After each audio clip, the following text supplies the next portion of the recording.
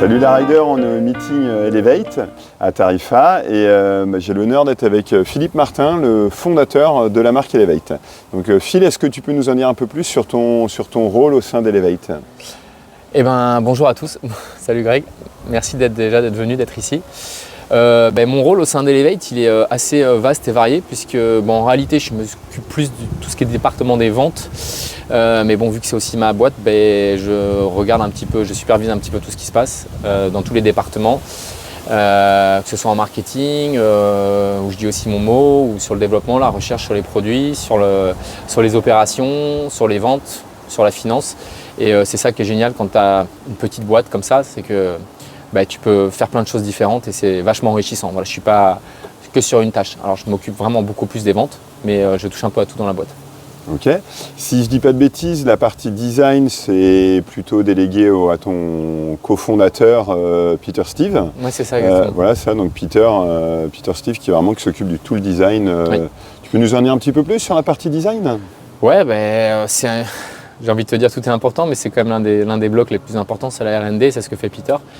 C'est sûr qu'on a une gamme de produits qui est quand même super étendue, qui s'est étendue avec le temps. Il y a 10-15 ans, on avait 2 kites, une barre et 2 twin tips. Aujourd'hui, on a 7 modèles, bientôt 9 modèles, 3 barres, 7 ou 8 twin tips. Se sont ajoutés par-dessus les wings. L'an prochain, on aura 4 modèles de wings différents, des planches de wings, des foils qui sont une toute autre industrie, une toute autre compétence.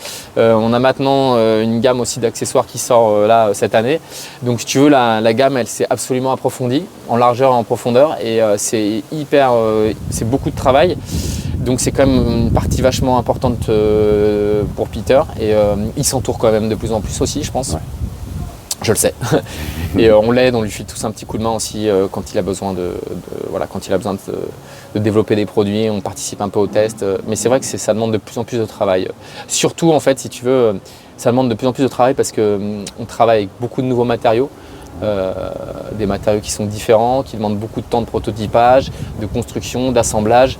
On a été habitué à une vingtaine d'années à travailler avec de la fibre polyester traditionnelle. Là, on commence à découvrir des nouveaux matériaux, plutôt en dynéma. Et donc, il y a toujours un risque quand tu changes de matériaux. Et donc, du coup, ça demande encore plus d'efforts pour nous en R&D, en design, en assemblage. C'est vraiment beaucoup plus de travail que ce qu'on peut des fois s'imaginer. On n'est pas en train de copier un kite avec un nouveau matériau. On repart vraiment d'une page blanche. Très intéressant, ouais. Et tu rides pas mal, et c'est quoi tes jouets préférés ? Alors je ride pas mal, ouais, j'essaye, c'est pas tout le temps facile. Oui, quand on gère une boîte comme ça. Ouais. C'est sûr qu'on a quand même bien grossi, donc du coup maintenant ça me prend beaucoup de temps. J'essaye toujours de m'octroyer, c'est toujours pareil, un peu de temps la semaine quand il y a des conditions, ou l'hiver quand je suis un peu plus tranquille, faire 1 ou 2 voyages. Je suis devenu très très pro wing. J'adore ça, je fais plus que ça, presque plus que ça, sauf quand il faut tester en kite et quand les conditions de vague deviennent vraiment bonnes. Mais je crois que mon corps suit plus pour le big air et le freestyle. Voilà, c'est ça. Arrivé à la quarantaine, là c'est fini. On prend des lâches quelques années tous les ans. Le big air, comme on a pu voir la Tarifa, ça te motivait pas là de se mettre des gros tirs avec des si, de dehors ça donne envie, mais une fois que tu es dedans, je pense que déjà, 1, tu auras l'air ridicule par rapport aux petits jeunes, et 2, tu auras peur pour ton corps. Non, mais mes jouets préférés, du coup, c'est les nouvelles Evolve qui vont sortir là cette année, qui sont ultra légères et vraiment bien calibrées et balancées, si je puis dire. Équilibrées, pardon.